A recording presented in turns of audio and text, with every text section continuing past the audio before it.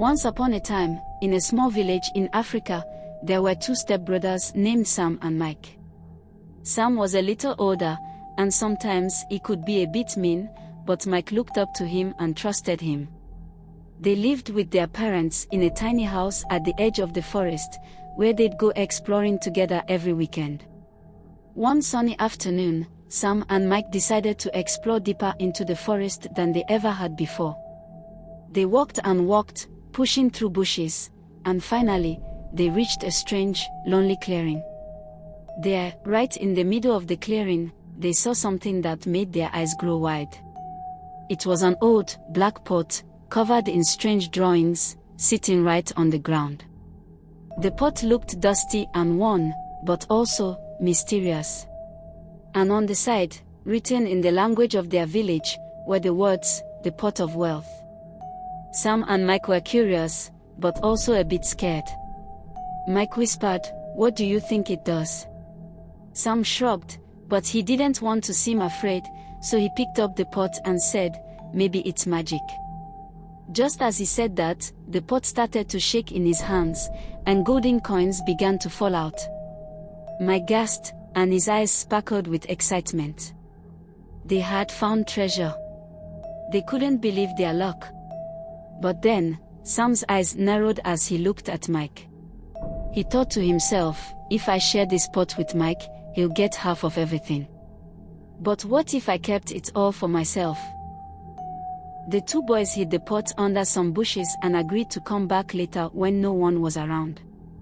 But Sam had other plans. That night, Sam crept out of bed and woke Mike, saying, "Come on, let's go check on the pot again." Mike was sleepy but excited, so he followed his brother back into the dark, quiet forest. They reached the clearing, and Sam told Mike to look closer into the pot to see if more coins had appeared. As Mike leaned in, Sam picked up a large stone nearby, his hands shaking, but his eyes fixed on the pot. And then, bam! Sam hit Mike on the head. Mike fell to the ground, barely moving. Sam's heart was racing, but he didn't stop. He dug a hole right there, buried Mike, and covered the spot with dirt, just like he had seen people do with seeds in their garden. He took the pot and ran home. The next morning, Sam returned home and went to his parents, looking sad. "Mike is gone," he said with fake tears in his eyes. "A big snake bit him in the forest, and he didn't make it." His parents were heartbroken and cried, but they believed him. They didn't suspect anything. With the pot hidden in his room, Sam thought he would now have all the gold to himself. But that night, something strange happened. Sam started hearing soft footsteps in his room. Tap, tap, tap. It sounded like bare feet walking on the floor. He turned around, but no one was there. He tried to sleep, but every time he closed his eyes, he heard a voice whispering, "Where is my share, Sam? Where is my share?" Sam tried to ignore it, but every night, the voice grew louder, and he started seeing shadows on his walls, shadows that looked just like Mike's shape, standing by his bed. Sam became scared, too scared to even look at the pot anymore. One night, Sam couldn't take it anymore. He grabbed the pot and ran out into the forest. He tried to bury it, but his hands shook, and he kept hearing Mike's voice, clearer than ever, saying, "You can't hide from me, Sam. You took what was mine." Sam dropped the pot and ran home. When he reached his house, he heard his parents whispering. "Do you think it's true about the snake?" his father asked his mother. Sam's mother replied, "I'm not sure. Sam seems different. He's scared all the time."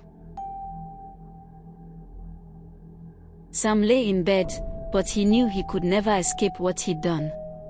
Mike's voice followed him every night, reminding him of what he took and the terrible thing he'd done.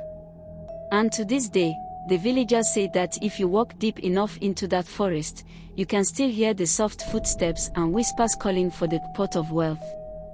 The whispers in the forest only grew louder, and soon, villagers started telling stories about strange things happening near that clearing.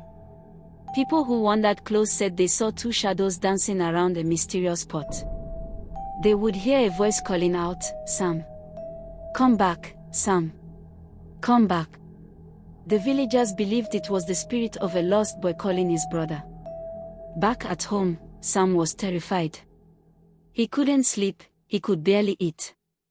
Every night, Mike's whispers haunted him, and his shadow seemed to lurk in every corner. One night, Sam couldn't bear it anymore. He ran to his parents, shaking, and confessed, "Mike didn't die from a snake bite. I hurt him because of the pot of wealth." His parents gasped, their faces filled with shock and sadness. His mother cried, "How could you, Sam?" His father shook his head, tears in his eyes. "You brought a curse on our family, Sam. When you hurt your own brother, you invited his spirit to stay, trapped forever." His parents took him by the hand, and together, they walked back into the forest, to the place where Sam had buried the pot and his brother. Sam's heart was pounding, his face pale. When they arrived at the clearing, the pot was still there, waiting, and next to it was a dark, shadowy figure of a boy.